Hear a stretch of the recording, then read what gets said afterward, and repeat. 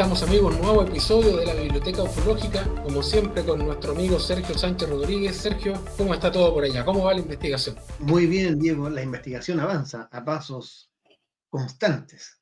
No sé si gigantados, pero sí constantes. Bien, eso es lo que importa, que no nos detengamos, que no pare la investigación, porque hay tantas cosas que contar, ya hay tantos libros por leer, así que en esta oportunidad hicimos algo especial, lo habíamos ya planteado en algún momento antes con Michel Monagui, que hablamos de un autor más que de sus obras, también de las obras, por supuesto, pero nos concentramos en la figura del autor, y esta vez vamos a repetir esa experiencia con otro autor, Sergio, uno anterior a Monagui, que tiene muchos más libros que Monagui, que va más allá de la ufología, se acerca también al realismo fantástico, pero incluso también escribió de espionaje, de, qué sé yo, futurología militar, etcétera. Nos referimos, por supuesto, a Jacques Vergier. Sergio Sí. nos va a contar por qué el señor Vergier es tan importante, qué rol ha jugado en estos temas que nos interesan a nosotros, y también vamos a hablar de algunos de sus libros, Sergio, ¿no? Claro que sí. Bueno, Jacques Vergier viene a colación especialmente ahora porque el 22 de noviembre recién pasado se cumplieron 45 años de aniversario de la muerte, de la desaparición de este importante autor. 45 años. Él nació en 1912, en lo que sería Ucrania, y naturalmente después muere en Francia, en París, en 1978, en un momento muy especial de la misteriología gala, así es que es importante. Ahora, Jacques Vergier tiene un papel simbólico en el ámbito de la investigación sobre fenómenos paranormales, que van desde arqueología alternativa hasta la parapsicología y otros, debido a que es uno de los fundadores de esa corriente de pensamiento que hemos llegado a conocer como realismo fantástico. Exacto. Junto a Louis Pauwels, Jacques Vergier coescribe ese famoso libro que fue traducido al español como El retorno de los brujos, aunque en francés tenía una ligera diferencia, pero ya, El retorno de los brujos está bastante bien para lo que realmente implicó ese libro. El realismo fantástico fue definido como una mirada refrescante, renovadora, porque por un lado reivindicaba ciertos aspectos de la magia, ciertos aspectos que el desarrollo de la ciencia positivista del siglo XIX había ido dejando en los márgenes, reivindicaba eso, pero no lo hacía, o al menos no pretendían eso, Pauwels y Vergier, desde cierta ingenuidad. No traían esto simplemente para revivir el animismo, sino que se trataba de un acercamiento que podía armonizar lo que se llamaba con frecuencia la ciencia de vanguardia o los descubrimientos de la ciencia de vanguardia con el pensamiento que se había ido llamando con el paso del tiempo pensamiento mágico. Entonces, eso era lo atractivo que tenía el realismo fantástico. Eso fue lo que fascinó a tantos lectores en los años 60 y 70 especialmente. Es, Sergio, el retorno de los brujos su libro más significativo, ¿no? Sí, por lo que significó en cuanto a llegada al público, Mm. y porque además dio el inicio a una corriente, una forma específica de abordar estos temas. No en vano surgió la revista Planeta, también dirigida por Pauwels y Vergier, que fue el gran coletazo del libro, y la revista Planeta lo que hacía era precisamente desarrollar esta clase de temas. Entonces, fue un fenómeno editorial tan relevante que no pudo ser ignorado por más tiempo por los popes de la intelectualidad francesa. En algún momento alguien empezó a decir, ojo con esto está pasando, hay que darle un vistazo.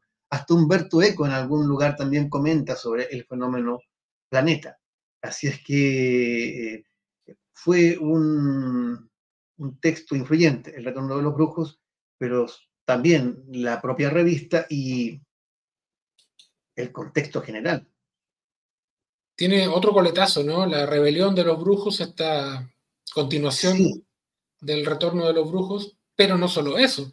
Verguer escribió libros sobre otros temas en lo que nos convoca a nosotros. Yo tengo acá, por ejemplo, el libro de lo inexplicable, que es una compilación de distintos artículos publicados en revistas sobre estos asuntos que están ligeramente conectados con la ufología, ¿no? Lo mismo que el Ya. libro del misterio, que son artículos que fueron publicados en Italia en el Giornale del Misteri. Y claro, Berger entra en ese mundo con una facilidad. Bueno, ahí está, el planeta de las posibilidades imposibles, Claro. y tiene visado para otra tierra. Bueno, en fin, tiene una vasta literatura a su haber, nuestro amigo Berger. Y claro, él se pasea como Pedro por su casa en este tipo de temas, ¿no? Sí, hay que decir varias cosas sobre su propia persona, porque, como tú bien dijiste, él también fue espía, estuvo vinculado a la red Marco Polo, en la resistencia contra la ocupación nacional socialista alemana, y lo cierto es que hay que destacar que Berger era un científico profesional. Entonces, él era químico y, y eso le permitía manejarse con bastante soltura en las cuestiones científicas que eran abordadas en la revista Planeta y en los libros. Otra cosa es que a partir de ahí se lanzaba en una serie de especulaciones que no eran necesariamente del agrado de los círculos racionalistas franceses. No olvidemos ese famoso libro, esa recopilación de ensayos escépticos, ese libro El fracaso de los brujos, donde participan varias figuras vinculadas a la Unión Racionalista de Francia, una especie como de psycho francés. Entonces, ahí, claro, critican a Powell y Berger, yo creo que especialmente Berger porque se trata de un científico que anda ahí deambulando en, las, en, en los límites del pensamiento mágico. Yo creo que hay un poco de eso. Pero lo que tenía Berger es que aportaba ese aspecto que no era tan frecuente, la de alguien que sí entiende de ciencia y sí estaba muy bien informado de los avances científicos de la época, lo que le permitía a su vez usar eso como base de operaciones para especular. Demasiado, para especular demasiado según los racionalistas. Si uno quisiera aproximarse por primera vez a la obra de Berger, ¿por dónde debería empezar, Sergio? ¿Qué libro es el que refleja mejor o nos da una visión más próxima a las ideas que postulaba Berger? Aparte de El retorno de los brujos, que es una Sí. pieza maestra en su época, comparta uno o no sus ideas, es un gran libro. Pero ahí hay que ser justos. Ahí ciertamente la parte más literaria la aporta Louis Powell. El mismo Berger decía, esto me permitió a mí ser publicado en buen francés, porque estaba bajo claro, la compañía de Powell, que era un escritor reputado. Entonces, claro, El retorno de los brujos, sin ninguna duda, está el pensamiento de ambos, con muchas aportaciones que uno nota que son características de Berger, sobre todo el tema de las civilizaciones antiguas, la arqueología misteriosa, en fin. Pero yo recomiendo este libro que tengo acá, porque es una compilación, El planeta de las posibilidades imposibles, Sí. de la colección Realismo Fantástico, de Plaza y Janés. Es una recopilación de trabajos que aparecieron en la revista Planet, y aparece esta vez diferenciado. Artículo de Powell y artículo de Berger. Ahí uno no se confunde. Y uno va a notar de inmediato el tipo de cosas que abordan uno y otro. Y yo creo que este libro es muy recomendable por eso, para entender lo que se pensaba en esa época, cuáles eran las cuestiones que más preocupaban a estos autores y sus fuentes esenciales. Eh, no hay libro firmado por Powell y Berger bajo la égida del realismo fantástico en que esté ausente alguna cita de Pierre Taylor de Chardin, que era una especie de guía espiritual, por supuesto lo digo en sentido figurado, no literal, del realismo fantástico. Entonces, es un libro muy adecuado para ese efecto. También coqueteó con la astroarqueología, ¿no? Siguiendo un poco la estela de personajes como Robert Charroux o, bueno, Eric von Däniken, sin ir más lejos, con una aproximación que se publicó en el libro de los antiguos astronautas, por ejemplo, y no sé, también se acerca a la astroarqueología en alguno otro de sus textos. Tiene también un coqueteo con eso, ¿no? Claramente. Jacques Bergier era, bueno, de hecho, entre las muchas cosas que publicó y que le publicó la colección Realismo Fantástico, hay otro libro que lo tengo por ahí, Los extraterrestres en la historia. También, sí. Sí. Sí, sí. Él estaba, claro, convencido de que algo relevante había ocurrido en el pasado humano en relación con una tecnología superior de posible procedencia extraterrestre. O vinculado tal vez a alguna super civilización tecnológica ya perdida. O sea, hay una cierta ambivalencia entre temas como la Atlántida y los visitantes del espacio. Mm. Y eso es, yo creo que es una de las grandes aportaciones de Bergier a El retorno de los brujos. Ahí está su mano, su perspectiva. Lo cual también demuestra que esta especulación ya tenía bastante recorrido, tal como ya hemos señalado, porque El retorno de los brujos es de 1960. Ya tenía bastante recorrido en la cultura occidental.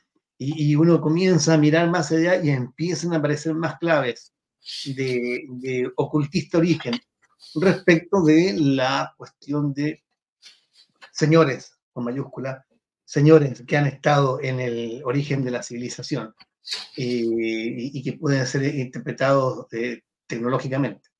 Mm. Lo curioso es que Jacques Bergier, pese a ser partidario de esta perspectiva, era muy reacio al tema de los ovnis, los platillos volantes. Y contagió eso a Louis Powell, que no se preocupaba mayormente del tema. El que estaba más interesado era Bergier, pero interesado para refutarlo. De hecho, es frecuente que Bergier se pronuncie en los 60 y en los 70 como escéptico del tema ovni. Piensa que todo lo del tema ovni tiene relación con ilusiones o derechamente con manipulaciones y fraudes. Cree que el fraude tiene un papel muy, muy importante en, la, en el desarrollo de la casuística y en cierto modo pensaba que la mayoría de los ufólogos estaban presos de un cierto espejismo y no era favorable a dar un sí a la cuestión de la existencia de los platillos volantes, era escéptico. Y siempre que podía se pronunciaba sobre el tema. En ese sentido se parece a otras figuras de la escena francesa, como Jean Sandy.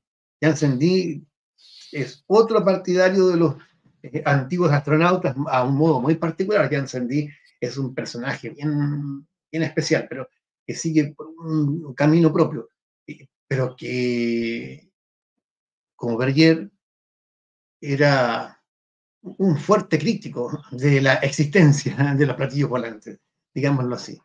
Entonces, en ese aspecto, Bergier se planteaba, se alineaba con algunas de las figuras científicas de la época. Por ejemplo, Le Lyonnais, que era uno de los científicos que estaba vinculado al mundo racionalista, pero que tenía cierta apertura, era amigo de Bergier. Hay como lealtades cruzadas allá. ¿No? No era tan blanco y negro como se piensa la cosa.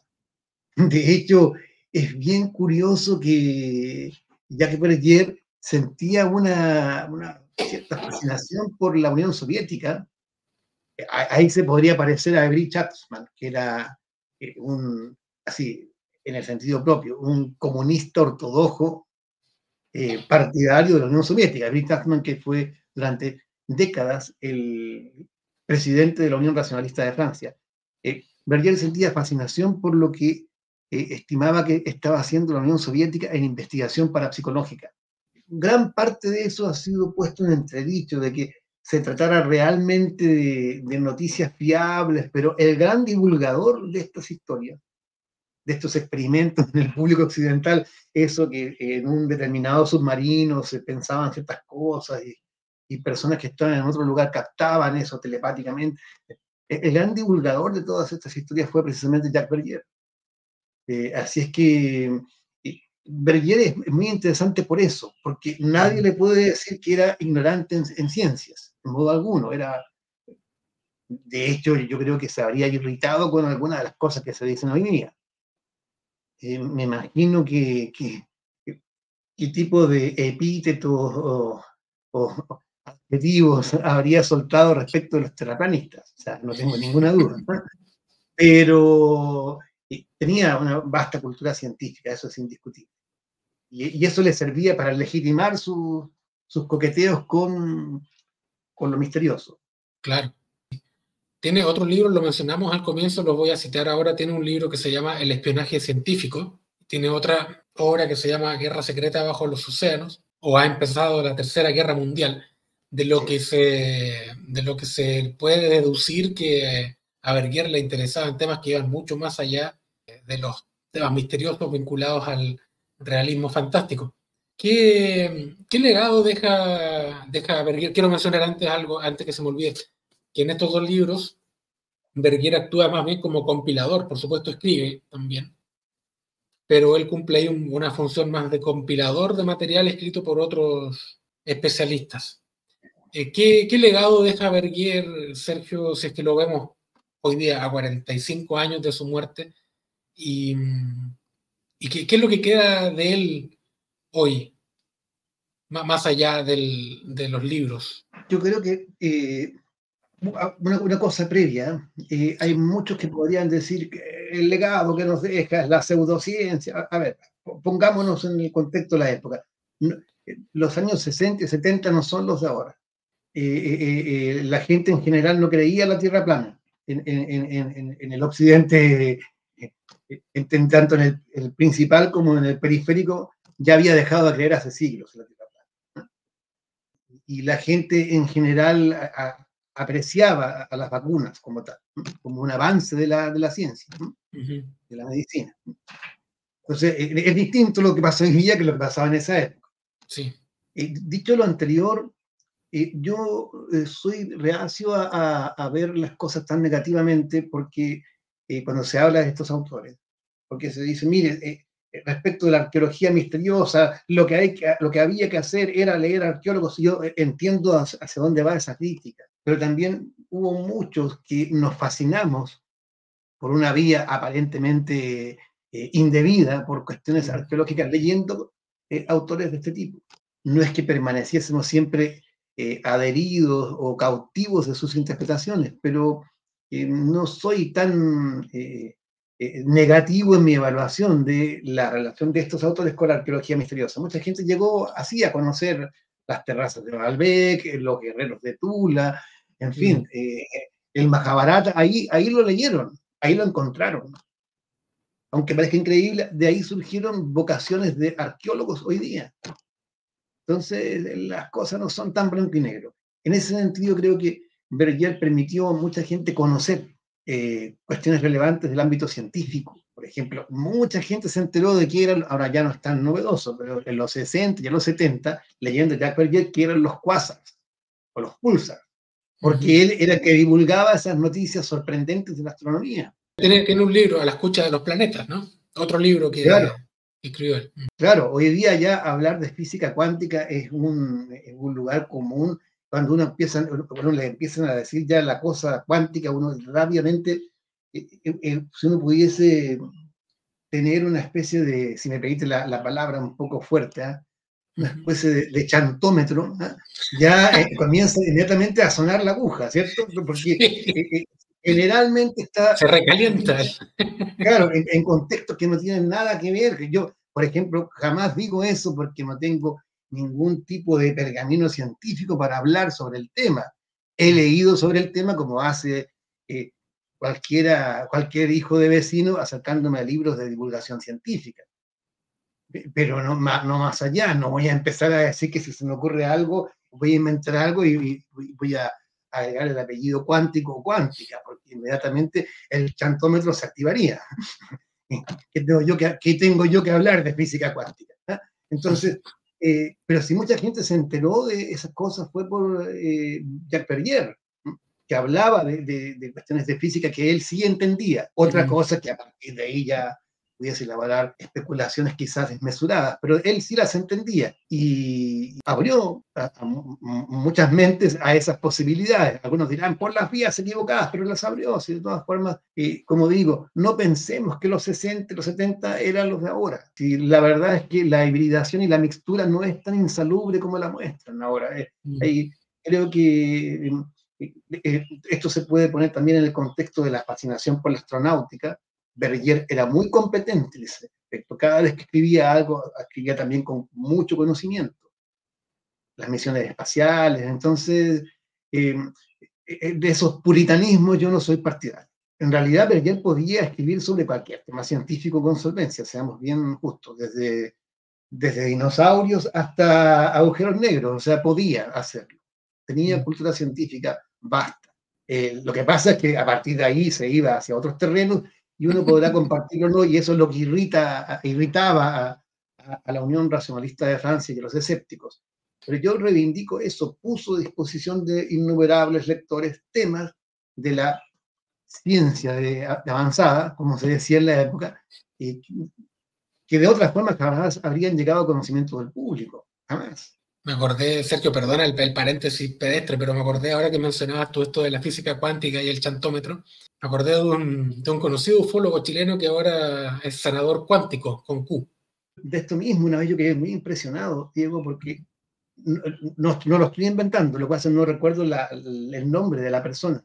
Ajá. Esto yo lo vi hace unos 15 años.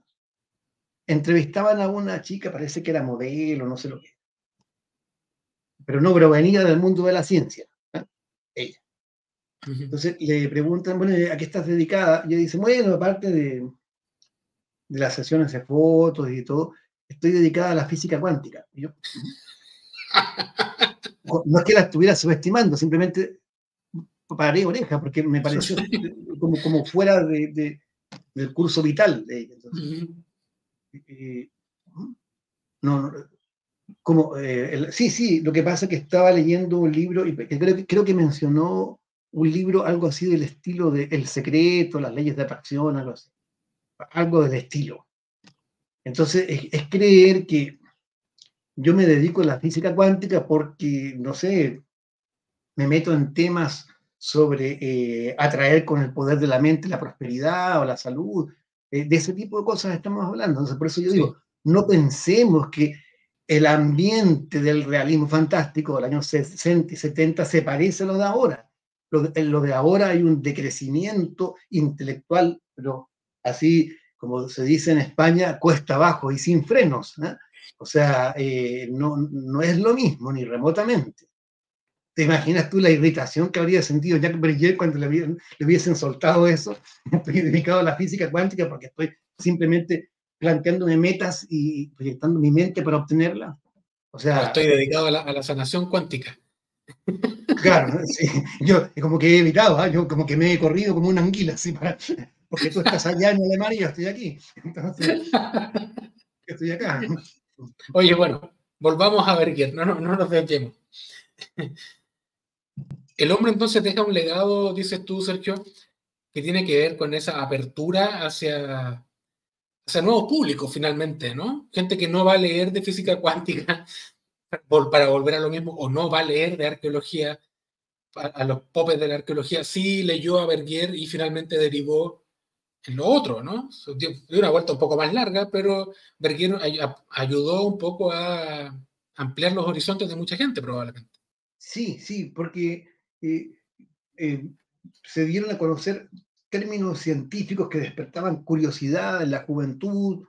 Eh, lo cierto es que, mira, yo te he planteado esto, perdón que sea autorreferente, pero es para que se entienda el ambiente vinculado al realismo fantástico y a la recepción, por ejemplo, en Sudamérica, en otros tiempos. Yo recuerdo que de todos los jóvenes, porque yo lentamente me fui vinculando con adolescentes que de una u otra manera habían leído sobre estos temas, sobre los ovnis, no había uno solo que se planteara a sí mismo como anticientífico.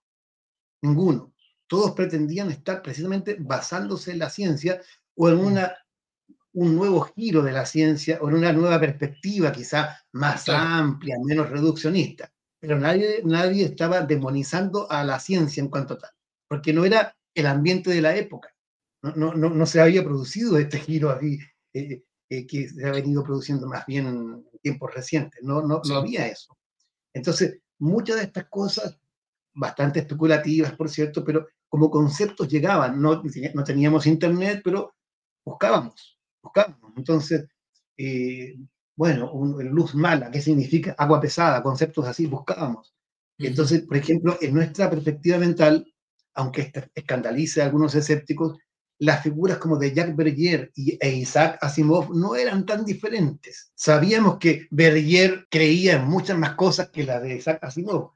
pero algunas de las cuestiones que mencionaba Bergier las podíamos encontrar en los libros de Asimov. Recuerdo que había un libro que era un bestseller entre nosotros, que se llamaba Introducción a la Ciencia. Sí. Y ese libro estaba en nuestro velador junto con... la gente no era visto como algo incompatible, para Ujú. nada. Uno revisando este mismo libro nota que hay un conocimiento científico solvente en la época. Entonces, el legado fue ese, fue, eh, por usar juegos de palabras, fue traer un poco de magia a la ciencia o un poco de ciencia a la magia. Qué recurso Mm. más barato han usado, pero más manoseado, ¿no? En fin, ahí está. Pero Eso suena es bonito, suena bonito. sí, Oye, Berger era un forteano de pies a cabeza, ¿no? Si es que tomamos el sí, concepto de forteano desde su raíz misma. El tipo le hacía todo, a todo lo raro. sí. Charles Ford es una figura relevante para ambos, pero no tengo ninguna duda de que el que le presenta Ford a Powell, o sea, es Jack Berger. Creo que Ujú. Powell toma realmente conocimiento de Charles Ford, de la obra de este autor, gracias a Jack Berger.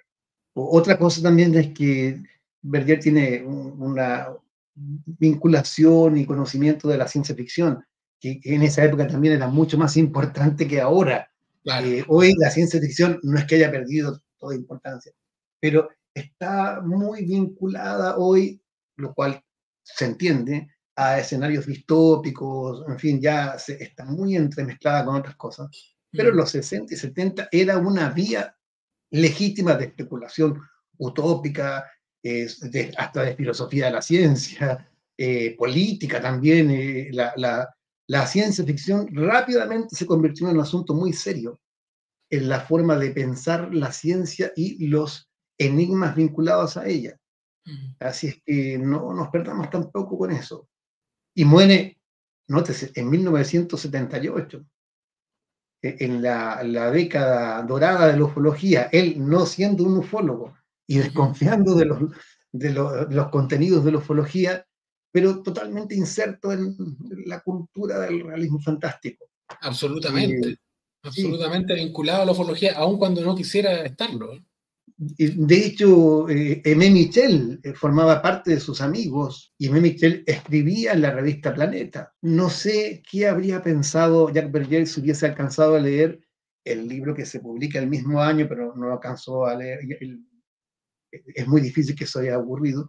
El libro de Bertrand Meust, Ciencia Ficción y Platillos Volantes, pero estoy seguro de que le habría gustado mucho, aún no creyendo en ovnis, pero yo estoy seguro de que lo habría disfrutado sobremanera. No tengo dudas sobre eso. Sergio, para ir cerrando, los libros de Berger no son tan difíciles de encontrar porque en su momento tuvieron buena tirada y buena divulgación. Los extraterrestres en la historia, por ejemplo, tiene varias ediciones. ¿Cuál libro de Berger habría que tomar primero para sumergirse en su universo o en todos está una parte de su pensamiento bien expresada? Yo sigo pensando que El Retorno de los Brujos, pese a que está en Ya. colaboración con Luis Powell, pero Sí, sí, sigo sí. pensando que ese es el gran libro, que es un libro con muchos libros ahí en su interior. Ujú. Es Sí, un libro tan grande que es una especie de laberinto. Y yo creo que a partir de ahí se entiende mejor todo lo que viene después. Y se puede encontrar, como digo, con joyitas como esta, para joyitas históricas, porque algunos dirán, hay mucha pseudociencia. Sí, pero también hay ciencia, o sea, también hay reflexiones que son de otra índole, ¿no? Entonces, para entender lo que se pensaba en esa época, una muy buena forma es un excelente resumen. Imagínate, Monstruos en el cielo, los quasars, de Jacques Verdier. También Tres ventanas abiertas al infinito, donde habla de los rayos láser, de la radioastronomía. En fin, yo ahí me empecé a enterar, a partir de este libro, de lo que se había pensado hacer respecto del rayo láser, como manera de dar a entender que estábamos aquí, en este rincón de la Vía Láctea. Entonces, nosotros siempre decimos, Sergio, que los libros son hijos de su época, ¿no? Y hay que entenderlos siempre también como surgidos en un contexto determinado. O sea, no podemos leer libros de los 60 con ojos del año 2023, porque vamos a terminar poniéndole lenguaje inclusivo a todo o tarjando algunas cosas que hoy día no nos parecen buenas. No, los claro, libros se leen según el momento en el que fueron escritos, y con Verguier y con otros autores también hay que aplicar esa lógica. No sé, Sergio, si te queda algo en el tintero o dejamos a Verguier tranquilo por un rato. solamente un último cogollo, ¿sí? Cierra este libro un ensayo que es notable, especulativo, pero se aprende, ¿no? El milagro de la célula, una nueva lección de imaginación creadora, donde precisamente se especula respecto de temas que hoy día son muy actuales. Aquello de la intervención humana, en la modificación de la biología, de una manera que quizás resultaba inimaginable hace 100 años. En tal sentido, Berger está siendo bastante adelantado su tiempo, especulativo y todo, miró con, yo diría, con cierto sentido profético algunas cosas que han estado sucediendo. Así es que es un testigo de su tiempo, Jacques Verdier, un alquimista también, en cierto modo, ese otro de sus temas, un espía en su pasado, un innovador y un extraño, un ucraniano de origen judío askenazi, perdido en Francia y en bibliotecas. Un Ese personaje es por donde se lo mire. totalmente. Bueno, con un personajazo, entonces, autor de numerosos libros, algunos de ellos vinculados a nuestro tema ancla, ¿no? La ufología. Al menos 4 de ellos, 5, 6, con los que, si sumamos los que escribió con Pauwels y otros más. Jacques Verguier, entonces, ha protagonizado esta nueva edición de la Biblioteca Ufológica. Súper breve mencionarles que la cápsula UFO literaria entró en un receso, volvemos con una segunda temporada en febrero. Los invitamos, como siempre, con Sergio a suscribirse a nuestro canal, a comentar los videos, a pedirnos tal vez algún libro que quieran ustedes que nosotros mencionemos, comentemos, analicemos algún autor, y acompañarnos en Twitter, en Facebook, por supuesto también en coliseosentosa.cl. Sergio, un último consejo para nuestros amigos y nos despedimos hasta un próximo programa. Yo sé que tú siempre quieres decirles algo al final.